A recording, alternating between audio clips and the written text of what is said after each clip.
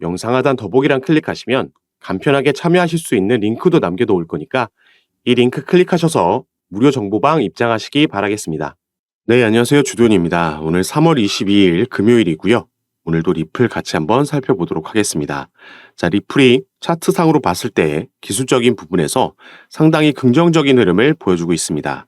그래서 기술적인 부분을 먼저 같이 한번 살펴보면서 말씀을 드릴 건데요. 자, 리플 같은 경우에는 작년 10월 달에 리플과 SEC의 소송에서 SEC가 중간 항소 요청을 했지만 기각당하면서 유의미한 상승력을 보여줬습니다. 하지만 이 이후부터는 제가 미리 파란색으로 표시해놨던 이 하락 추세 채널 안에서 움직이고 있었죠. 그리고 이 추세 채널 안에서 움직임을 가져갈 때 두 번 이 채널 상단을 벗어났다가 들어오는 움직임이 나왔습니다. 이걸 우리가 트랩이라고 얘기하고요. 트랩이 발생하게 되면 통상적으로 반대편 채널까지 이동한다 말씀을 드립니다. 그래서 저번 달 2월 달에 또 한번 채널 상단을 이 벗어나는 움직임이 나왔을 때 우리가 지켜봐야 됐던 부분이 다시 채널 안으로 들어오면서 반대편 채널까지 이동해서 하락이 나올 건지 아니면 채널 상단의 지지를 받고 추가 상승력이 나오면서 트랩이 아닌 이전 채널을 무효화시키면서 새로운 추세를 만들 건지 중요한 위치라고 말씀을 드렸었는데 다행히 트랩이 아닌 새로운 추세 채널을 형성하게 되면서 이 빨간색으로 표시해 놓은 새로운 상승 추세 채널 안에서 지금은 움직이고 있는 겁니다. 그리고 최근에 상승 추세 채널을 벗어났다가 다시 들어오는 트랩이 발생했고 반대편 채널까지 이동을 했죠.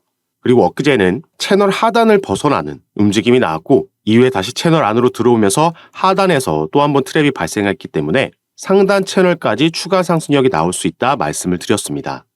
그래서 다행히 어제 일봉을 양봉으로 채널 안에서 마감해준 모습이고 오늘도 오전장까지는 조정이 나오고 있지만 이 중간에 지나가고 있는 초록색 단기 이평선 라인의 지지를 받고 반등이 나온다면 단기적으로는 추가 상승력 상방으로 열려있다 보여주고 있습니다.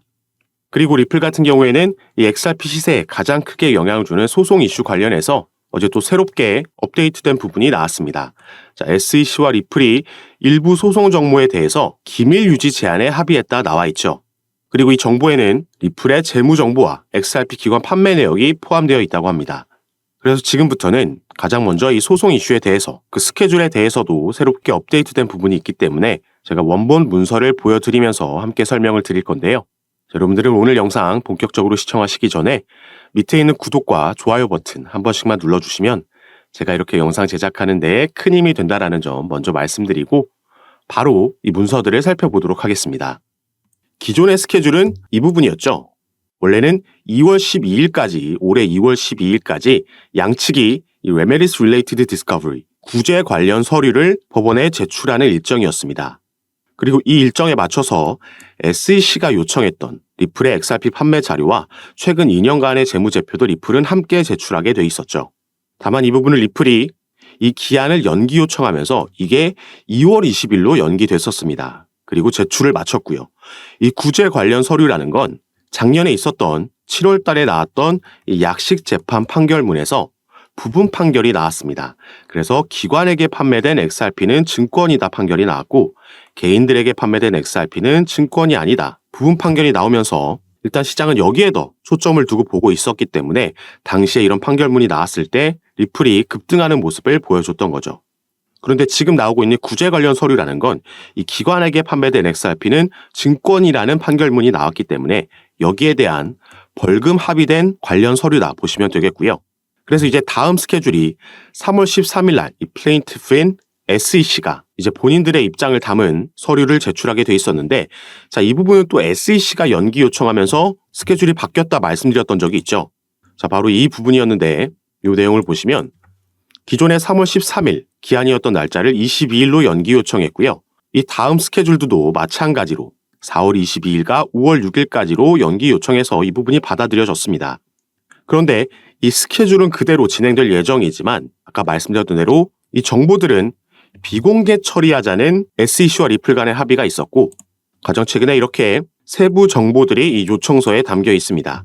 자, 날짜는 변하지 않았습니다. 3월 22일까지 SEC가 이 Remedies Related Brief 이 서류를 법원에 제출하게 되는데 그 이후에 3월 25일 날 양측이 만나서 수정할 거 수정하고 그 다음 날 3월 26일 날 SEC가 이 수정된 부분을 공개하는 날짜가 정해진 겁니다.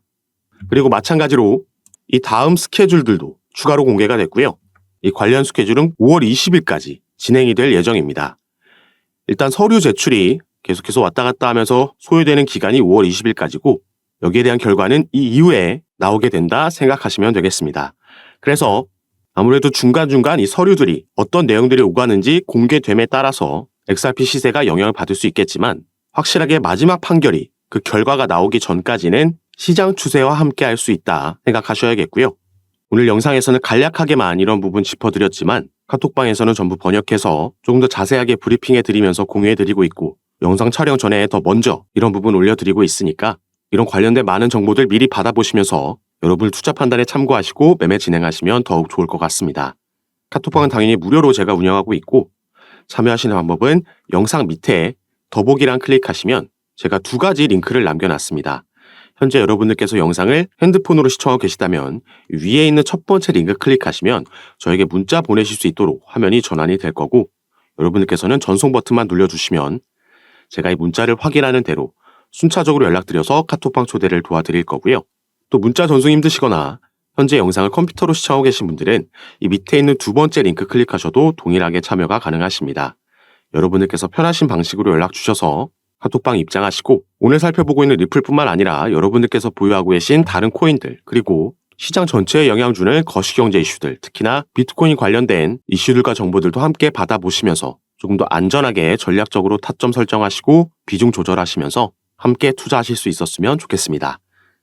자, 그리고 리플 같은 경우에는 이 소송 이슈 외에도 우리가 올해 기대해 볼 수 있을 만한 이 상승 재료가 추가로 남아있고 이 관련된 근거들도 이미 많이 나와 있는 상황입니다. 그래서 지금부터는 여기에 대해서 함께 살펴보고 말씀을 드릴 건데 자, 리플은 저번 달 2월 초에 미국 내에서 다시 송금 사업을 재개하겠다라는 발표를 했고요. 그 후 일주일 만에 스탠다드 커스티디언 트러스트라는 미국 내에서 정부의 인가를 받은 암호화폐 수탁 업체를 인수했다라는 발표를 했습니다. 자, 리플은 2020년도 12월 달에 SEC에서 미국의 증권거래위원회에서 처음 리플의 소송을 제기하고 나서 미국 내 사업을 철수할 수밖에 없었고 그래서 많은 거래소에서도 상장 폐지되는 악재가 잇따라 나왔습니다. 이 이후부터는 리플의 대부분의 수익은 미국 외에서 발생을 했었고 그래서 비교적 최근까지도 리플이 본사를 유럽이나 두바이 쪽으로 옮길 수도 있다. 유럽의 영국이나 아일랜드에 이런 부분을 실제로 알아보고 있다라는 뉴스들도 나왔습니다. 그런데 2월 달 들어서면서 미국 내 사업을 재개하겠다라는 발표를 한 거고 실제로 그런 움직임을 가져갔다라는 거죠. 자, 그러면은 리플이 왜 이 시점에서 어떤 걸 믿고 다시 미국으로 돌아와서 사업을 재개하려는 건지 이 부분이 오늘 말씀드릴 중요 포인트가 되겠습니다. 자, 리플 관련해서 최근 이런 소식이 전해졌습니다. 코인리스를 비롯한 국내 매체에서는 크게 다뤄지지 않았기 때문에 속보로도 전달되지 않았기 때문에 모르시는 분들이 많으신데 자, 코인베이스라는 미국의 암호화폐 거래소에 리플이 이 선물 시장에 새롭게 상장이 됐습니다. 현물 같은 경우에는 작년에 약시 재판이 끝난 이후에 다시 재상장이 이미 됐었지만 자, 선물 시장에는 처음으로 새롭게 상장이 된 거죠. 자, 여기서 리플과 코인베이스의 관계를 간략하게 말씀드리자면 자, 미국에는 이 디지털 커런시 그룹이라는 DCG가 있죠. 가장 유명한 암호화폐 벤처 캐피탈이라고 보시면 되겠고 여기에 설립자이자 CEO 베리 실버트는 제2의 워린 버핏이라고 평가받는 이 암호화폐 업계에서 꽤 중요한 인물입니다.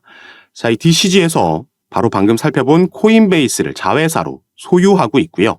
또 이 DCG는 리플의 지분을 보유하고 있는 기업입니다.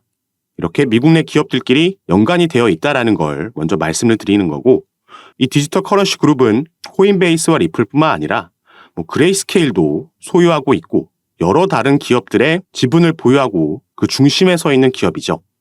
자, 그리고 코인베이스 외에도 최근 미국에서 새롭게 문을 연 거래소가 하나 있습니다. 바로 여기에 나와 있는 EDXM, EDX 마켓이라는 거래소인데요. 이 거래소는 피델리티를 비롯한 미국 뉴욕 월가의 대형 기업들이 함께 만든 거래소라고 보시면 되겠고 이 거래소에서는 개인들이 아닌 기관들만 거래를 할 수 있게 되어 있습니다. 비교적 최근 작년 6월 달에 6월 22일부터 거래가 시작된 거래소인데 이 대형 자산운용사들이 함께 만든 거래소다 보니까 출시 전부터 엄청난 주목을 받았었고요. 이 EDX 마켓이 출범할 당시에 상장이 되고 거래가 가능했던 코인들은 이렇게 단 4개의 코인만 있었습니다. 자, 비트코인, 이더리움, 라이트코인, 그리고 비트코인 캐시 이렇게 4개의 코인만 거래가 가능했었는데, 자, 이 중 비트코인 캐시는 작년 11월 달에 상장 폐지가 됐죠. 그래서 당시에 떠돌던 루머가 바로 EDX 마켓에서 비트코인 캐시가 상장 폐지됨에 따라서 그 비어있는 자리에 리플이 추가될 수도 있다라는 루머가 돌고 있었습니다. 다만 이 부분은 실제로 진행되지는 않았고 당시에, 그렇기 때문에 시간이 지남에 따라 조금 이 루머가 수그러든 모습을 보이고 있는데, 자, 그런데 코인베이스에서 이 리플을 선물 시장에 신규 상장했다라고 조금 전에 말씀을 드렸죠. 이게 얼마 전인 2월 23일 날 이런 일이 있었던 거고요. 그래서 우리가 코인베이스의 홈페이지에 가서 이 선물 시장 쪽을 살펴보면, 자, 이 영구 선물 시장 쪽에는 상장되어 있는 코인들이 많지 않고요. 그래서 밑에서 이 소개되어 있는 코인들을 보면 단 4개의 코인밖에 없습니다. 자, 이 코인들은 비트코인, 이더리움, 라이트코인, 그리고 최근 추가된 바로 리플의 XRP죠. 자, 위에 3개의 코인, 방금 우리가 살펴본 코인들이죠. 바로 이 EDX 마켓에 이제 비트코인 캐시가 상장 폐지되고 나서 남아있는 3개의 코인들입니다. 비트코인, 이더리움, 라이트코인. 지금 이런 연관성이 보이고 있는 거고요. 미국의 증권거래위원회 위원장 이 게리 갠슬러라는 인물도 작년에 이러한 발언을 했습니다. 자, 비트코인, 이더리움, 라이트코인, 비트코인 캐시는 증권 여부를 장담하기 어렵다. 이렇게 발언을 한 거죠. 자, 이 4개의 코인도 아까 우리가 살펴봤던 EDX 마켓이 출범할 당시에 상장되어 있던 그 4개의 코인들입니다. 그리고 현재는 우리가 살펴봤듯이 비트코인 캐시는 상장 폐지가 된 거고, 바로 이 자리에 리플의 XRP가 상장될 수 있다라는 전망을 해보고 있는 거죠. 리플이 계획을 바꾸면서 미국 내에 다시 돌아오겠다, 미국 내 사업을 재개하겠다 발표했던 그 배경에는 여러 미국의 대형 기관들, 당장 EDX 마켓에도 피델리티를 비롯한 기관 투자자들이 대거 함께하고 있고, 또 DCG, 여기에 코인베이스까지 전부 미국 내 대형 기업들이죠. 리플과 하나같이 연관성이 있는 기업들이고, 그래서 우리가 기사나 속보에서 많이 찾아볼 수 있는 뉴스가 리플의 시세는 하락하고 있지만 이런 저점 때마다 고래들, 기관 투자자들은 매집한다라는 기사를 많이 볼 수 있었던 겁니다. 당연히 이 기관 투자자들은 이러한 주요 내용들이 오피셜하게 뉴스로 발표되기 전에 미리 그 소식을 알 수밖에 없겠죠. 그래서 우리가 다른 코인들에서도 볼 수 있는 게 갑자기 급등하는 코인들이 있는데 왜 오르지 하고 몇 시간 뒤나 다음 날에 이 코인이 어느 거래소에 새롭게 신규 상장된다라는 속보가 그때서야 뜨는 거 많이 경험해 보셔서 아실 겁니다. 그리고 지금 SEC와 진행하고 있는 소송 같은 경우에도 리플에게 불리할 게 전혀 없는 상황입니다. 최근 이 소송 관련 이슈로는 이 SEC의 책임 변호사가 리플과 코인베이스의 소송을 담당하고 있던 암호화폐 소송부서 책임자 이 라단 스튜어트가 SEC를 떠났다는 소식이 전해졌고요. 그러면서 화이트 앤 케이스라는 최근 피델리티가 비트코인 ETF 서류를 제출할 때 여기에 자문을 제공한 로펌에 새롭게 이직을 하게 됐다는 소식이 전해졌습니다. 그리고 직접적으로 SEC와 리플이 벌이고 있는 소송 외에도 제가 이전 영상들에서 말씀드렸던 지금 SEC 내에서 진행되고 있는 이 조사 결과에 따라서, 이 조사라는 건 2021년도에 인파워 오버사이트가 SEC를 상대로 소송을 제기했던 전직 SEC 관리들이 리플과 XRP에 대한 편견을 가지고 있다는 주장, 여기에 대한 조사가 진행되고 있는 거고요. OIG가 이 수사를 진행하고 있는 여기서 불법 행위를 발견하게 되면 SEC는 항소 계획을 종료할 수 있으며 당연히 이건 리플에게 호재로 작용을 할 겁니다. 이것뿐만 아니라 함께 진행되고 있는 SEC와 코인베이스의 소송에서 코인베이스는 현재 SEC가 미국 암호화폐 거래소를 규제할 법적 권한이 없다라고 주장하면서 기각 신청서 모션 투 디스미스를 제기를 한 상황입니다. 그리고 이 부분은 언제든지 법원 판결이 지금 나올 수 있는 상황인 거죠. 이 소송을 관장하고 있는 판사는 이미 양측의 구두 변론까지 다 들은 상황입니다. 이 두 가지 변수 모두 리플에게 긍정적으로 작용할 수 있는 부분이고, 또 올해는 미 대선까지 있기 때문에 이 이후에는 SEC 위원장 게리 갠슬러는 상당히 높은 확률로 교체될 가능성이 있다라고 보여주고 있죠. 그리고 오늘 중점적으로 살펴본 이 EDXM 상장 이슈도 어마어마한 호재로 작용할 수 있습니다. 그래서 이 당시에 작년 6월 달에 EDX 마켓이 출범됐을 때 여기에 상장돼 있던 4개의 코인 당연히 엄청난 상승력 보여줬고요.